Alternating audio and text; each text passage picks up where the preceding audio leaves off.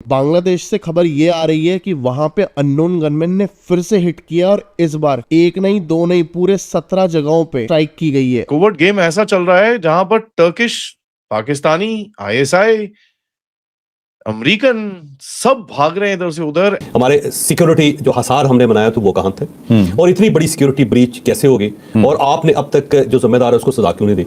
आसिम मुनीर की नींद उड़ी हुई है इस चीज को सोच के, क्योंकि पिछले 24 घंटे के अंदर केवल पाकिस्तान में नहीं, इनके चहेते बांग्लादेश के अंदर हीरा मंडी और पन्ना मंडी में दोनों जगहों पे बड़े लेवल पे एग्जीक्यूशंस हुई हैं। कहा ये जाता है कि भैया 17 अमेरिकन ठुक चुके हैं, करीब 60 से 9 पाकिस्तानी ठुक चुके हैं और 5 से 6 टर्किश ठुक चुके हैं वहां पर। अटकनें ये शुरू हो रही थी कि अमेरिका भारत के प्रधानमंत्री को मारने की प्लानिंग कर रहा है।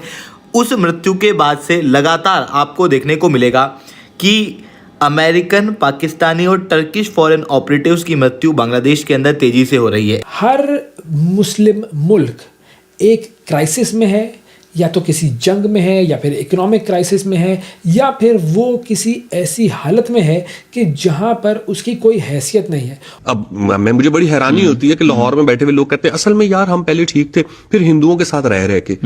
ओ भाई, आप राजपूत है, आप जट है, आप हिंदुओं के साथ रह के नहीं, आप कन्वर्ट हुए हैं। एक सर्टेन टाइम पे आके आपने रिलीजन बदला। मतलब अगर हम बात करें, वो एक 40 मुल्कों की फौज बनाई थी, किसी काम की नहीं है। पानी का एक कतरा तो वो गजा में नहीं पहुंचा सके। बट जिसको हम इंडिया कहते हैं ना, वो हम हैं। इंडिया वर्ड इंडस से निकला है। इंडस यहां बहता है, इंडस के ऊपर आपको गंधारा सिविलाइजेशन मिलती है, इंडस के ऊपर आपको बुद्ध मत मिलता है। दोस्तों नमस्कार।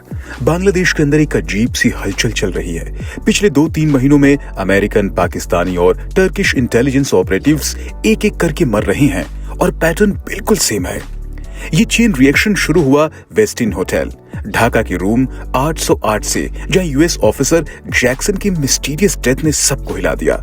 थोड़े ही दिनों बाद उसके आसपास के रूम्स में भी ऑपरेटिव्स डेड मिले। एक की बॉडी तो होटल की स्विमिंग पूल से मिली। कॉक्स बाजार और सेंट मार्टिन आइलैंड में भी अमेरिकन सर्विलेंस ऑपरेटिव्स मरे हुए मिले। चटगांव में पाकिस्तानी आईएसआई और टर्किश नेटवर्क के लोग सिस्टमैटिकली एलिमिनेट किए गए। कुल मिलाकर 17 अमेरिकन, मल्टीपल पाकिस्तानी और टर्क्स शॉर्ट टाइम में मार दिए गए। इसमें एक बात क्लियर होती है, किसी ने इन बड़े इंटेलिजेंस नेटवर्क्स को पेनिट्रेट कर लिया है। ऑपरेटिव्स की आइडेंटिटीज लीक हो रही है और उन्हें पिन पॉइंट करके एलिमिनेट किया जा रहा है। इसी वजह से सीआईए, आईएसआई और टर्किश एमआईटी अब नए ऑपरेटिव्स बांग्लादेश भेजने से बच रहे हैं और उसकी जगह प्रॉक्सीज और लोकल ग्रुप्स का यूज कर रहे हैं। ये सारी घटनाएं एक बड़े जियोपॉलिटिकल गेम की तरफ इशारा करती हैं। इसी टॉपिक पर चलिए आगे इस वीडियो को देखते हैं। चैनल को सब्सक्राइब और वीडियो को लाइक करना ना भूलें।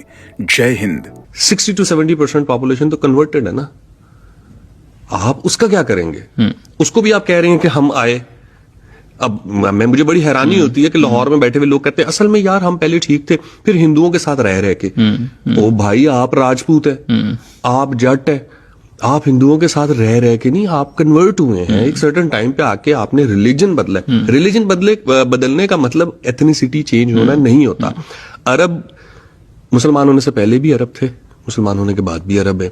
ईरानियन का भी यही हाल है, तुर्कों का भी यही हाल है। मिस्रियों ने कभी नहीं कहा कि हम लानत भेजते हैं एहराम मिस्र पे और हम जाके इसकी वॉल चॉकिंग करेंगे और गिरा देंगे उसको। They never did it. उन्होंने उससे टूरिज्म कमाया। यहां जिस खित्ते में आप बैठे हैं, जिसको आप पाकिस्तान कहते हैं, इसके पास जितना हिस्टोरिकल आप कह सकते हैं कि खजाना है, वो उस पार्ट को जिसको आज आप इंडिया कहते हैं उसमें नहीं। मतलब मैं ये नहीं कहना चाहता कि नहीं है, उसमें भी बहुत कुछ होगा, बट जिसको हम इंडिया कहते हैं ना, वो हम हैं। इंडिया वर्ड इंडस से निकला है। इंडस यहां बहता है, इंडस के ऊपर आपको गंधारा सिविलाइजेशन मिलती है, इंडस के ऊपर आपको बुद्ध मत मिलता है, इंडस के ऊपर आपको राजा पोरस मिलता है, इंडस के ऊपर आपको मेहरगढ़ मिलता है, इंडस के ऊपर ही आपको फिर मुस्लिम इन्वेजन मिलती है। ये सारी इस रीजन में आ रही है ना। तो आप इस हिस्ट्री को पूरे का पूरा व्हाइट वॉश कर देंगे तो आप अपने बच्चे को बड़ा एक कमजोर आप कह सकते हैं, और एक बड़ा आई थिंक उसका आपने स्केल बड़ा छोटा कर दिया। और यही रीजन है कि फिर हमने एक ऐसी कौम जवान की हुई है कि जो खिलाड़ियों को, अदाकारों को, किसी को भी जो उसने जज करना है, उसका स्केल ही रिलीजन है।